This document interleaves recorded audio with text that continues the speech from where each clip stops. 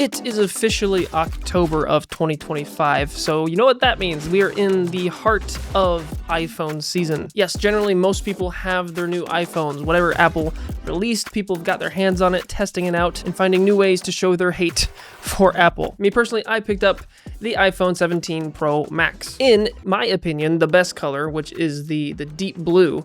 For some reason, a lot of people don't like this color. This is like the color that got the most hate online, but for me, it's the closest to black, and in my opinion, it also just looks the best. And now, don't get me wrong, the orange is cool, and the white does look clean, but for me, this was the most just like long-lasting color, if that makes sense. I mean, the white or the silver looks good too. I feel like the orange I was just gonna get tired of, if that makes any sense. But so I'll get into all this. This video is just me 1 week later. I've already had this phone for a week, and I just want to kind of go over my thoughts of the new design of everything that Apple has released that's new with these new phones, touch on the Air, touch on a few things that I've seen online, and just generally my thoughts on the direction that Apple chose to go with this release this year. So for starters, let's talk about the design, because I feel like this is truly, regardless of what people say, this is truly the first different looking iPhone that we've gotten in quite some time. Like they took some liberties with this design, obviously, and overall I do like it, but there are some things that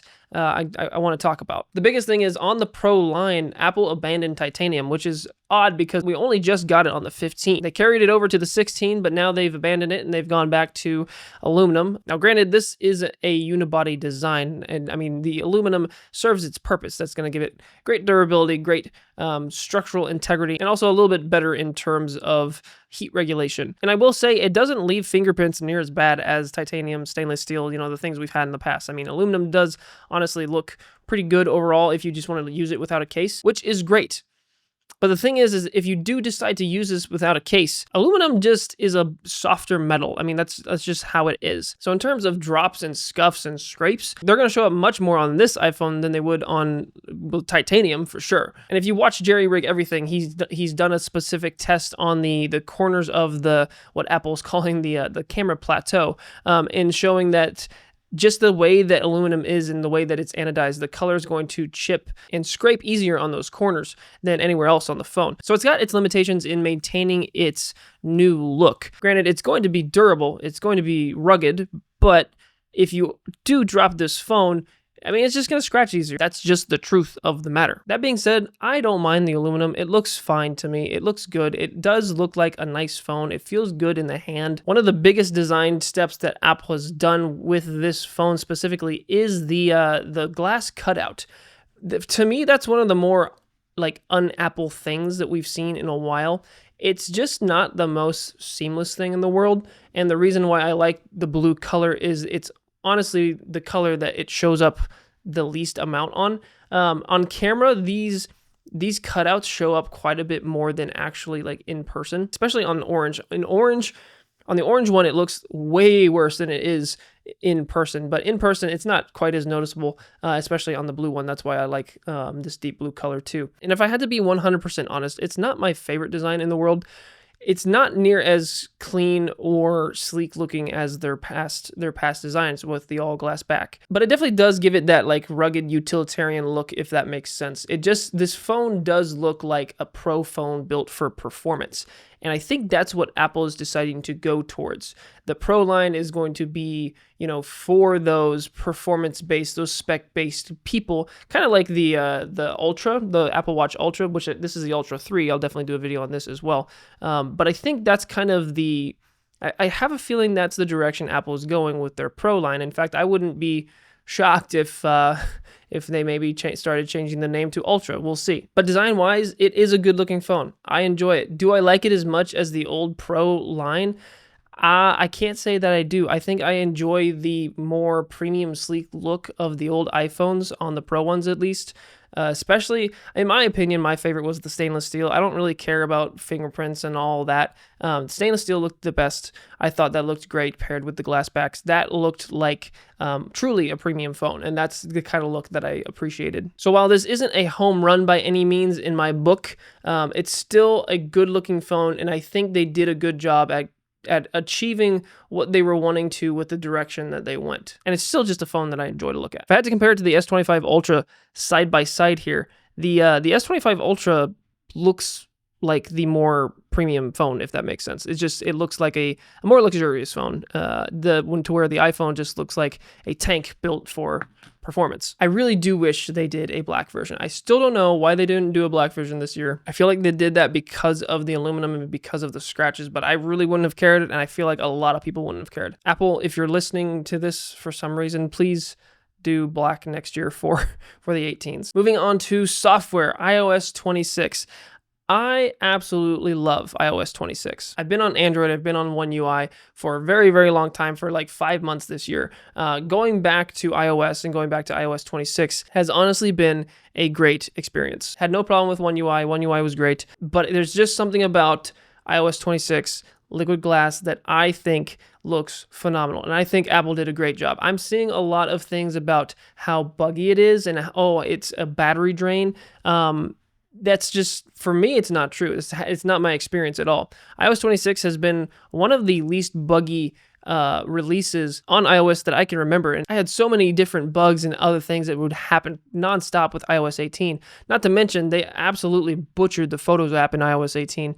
But in iOS 26, they finally fixed that with separating the library and collections. Now I just have my library and all my photos are where I need them to be, and it's great. But not only, the collections page is so much easier to navigate and use than whatever they did with iOS 18. I'm huge into the glass look. This was even before Liquid Glass was a thing, or before Apple even was going that direction. I just love UIs that just feels like it's real interactive software. So iOS 26 has been great for me to use. Huge fan of iOS 26. I'll do a video where I actually go into some of the features of iOS 26, but for now, for the sake of this video, which is just kind of a general 1 week overview, I'll leave it at that, saying that I hope iOS 26 and Liquid Glass is the future of Apple, and that they continue to develop it more and more, and that they don't shift their direction or gears, and that they stick with this for multiple releases in the future. Now, the camera is something that I was really excited to use, especially the addition of that telephoto lens. I got the chance to take this phone with me to DC, so I had all the monuments that I could capture out there, and it was a ton of fun. It was my first time in Washington, DC, and I had a blast. But this camera system just felt seamless to use. That's one thing that I love about iPhone's camera app, and it works really well. I've said in previous videos that I think Apple overall has one of the best, if not the best,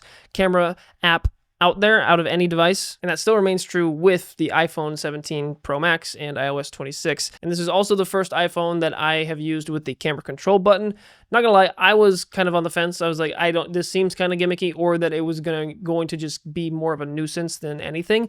But I found myself, as I was pulling my phone out of my pocket and just hitting that camera control button and having my camera ready as I pulled it up to take a photo. It was nice. I mean, it worked. I don't use it for anything else. I mean, that's literally it. It's a camera button. And I didn't even really use it to like zoom or any other function. It was literally just a quick access button to my camera app. But that was enough for me to enjoy it. It was nice. And I set my sensitivity to be a little bit more pressure sensitive, a little bit more pressure heavy to open it, so I'm not accidentally opening it and doing other things. And so far that has worked for me. I'll continue to test it and see if that remains true. But overall, just using the camera system on this and looking at the photos that this phone was taking has got me really excited to do the full camera review of this iPhone. I'm going to compare it to the S25 Ultra, which I think has a phenomenal camera in it, and I've taken some really good shots with it. So it'll be fun to compare the two, because technically these are the two devices that are, supposed to go head to head, both released this year by each company. So that'll be a fun video. I'm really looking forward to see which one performs better. I've already done a few comparisons. I did capture some comparison shots while I was out in DC with two of them. So be sure and subscribe and stay tuned for that video. Finally, the battery life. I want to touch on my experience using it, how hot it got, and just overall the performance of the battery while I used it this past week while I was out traveling for work. My last iPhone was the 15 Pro, and that iPhone kind of was a disaster in my opinion. The battery life was terrible. It got really hot all the time. And not to mention, iOS 18 was just as buggy as all could be. And so that was just a really frustrating iPhone for me. Going from that to this, which this is the 17 Pro Max. And fun fact, I actually said in the past that 9 times out of 10, I'll take the small phone, which that used to be true. The S25 Ultra convinced me to start using bigger phones, I will say. That's something that I thought would never change, but here we are. So taking into consideration that I came from the smaller phone, the smaller battery, to a bigger phone, and also 2 generations newer, yeah, it was a massive step. One charge, all day use. And granted, it wasn't like I was extensively using my phone throughout the days this week, since I was mainly working a job, but I would end my days, it would be from like 7 a.m., 7:30 a.m., all the way up until like 11:30, even midnight is when I would finally be going to bed or plugging my phone into a charger, and I would still have like 22% battery left, which is insane. The one day that I did have extensive and heavy use with it was that day that I went to DC. That was a day of nonstop photo taking, video taking, doing some photo editing, using maps, using the Uber app, all sorts of things. I was on my phone a lot that day. And then to top it off, watching a ton of media while I was at the airport that night as well. And that was the same situation. I want to say I took my phone off at around 7 a.m., 7:30 a.m. that morning, and I didn't plug it into my power bank at the airport until about 8:30 or 8, and I had 18% battery. So even with extensive use and heavy use, the battery life was crazy on this thing. And not once did it feel just super hot in my hand. Apple included a vapor chamber to help dissipate the heat from this device for the first time, I believe, on any iPhone, and you can tell that it's doing some work. This is the first iPhone that I've held in my hand and actively used in Lightroom and editing photos and looking at videos where I'm not like getting any sort of heat in my hand. Even as I sit down and record this, I've been using my phone all day today. It is 9:23 at night, and I haven't plugged my phone in since this morning, and I'm at 46%. So when Apple says the best battery life ever, they mean it. And I guess I should clarify, this is the eSIM model. So this is the most maximized model of iPhone that you can get. So if you guys have watched any of my old videos, one of the main reasons why I switched to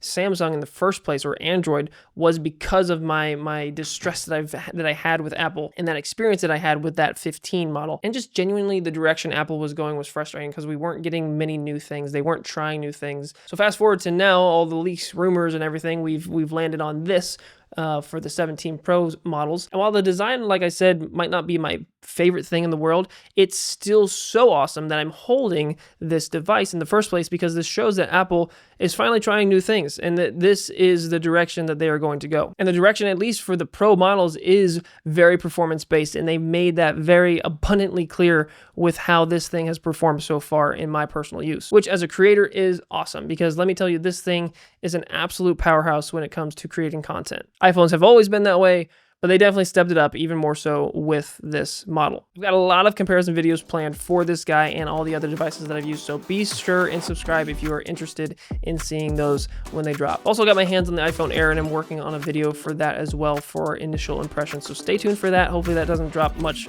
later than this video does. And let me tell you, the Air has impressed me in ways that I honestly didn't expect it to. But anyways, guys, that is my first initial impressions of the 17 Pro Max. Let me know what kind of videos you guys do want to see about this phone. I'll have my full review videos dropping very shortly. That is it for this video, guys. Thanks so much for watching. I hope you enjoyed it. But as always, that is enough watching, enough consuming content, guys. Get out there and create something yourself. I'll see you all in the next video.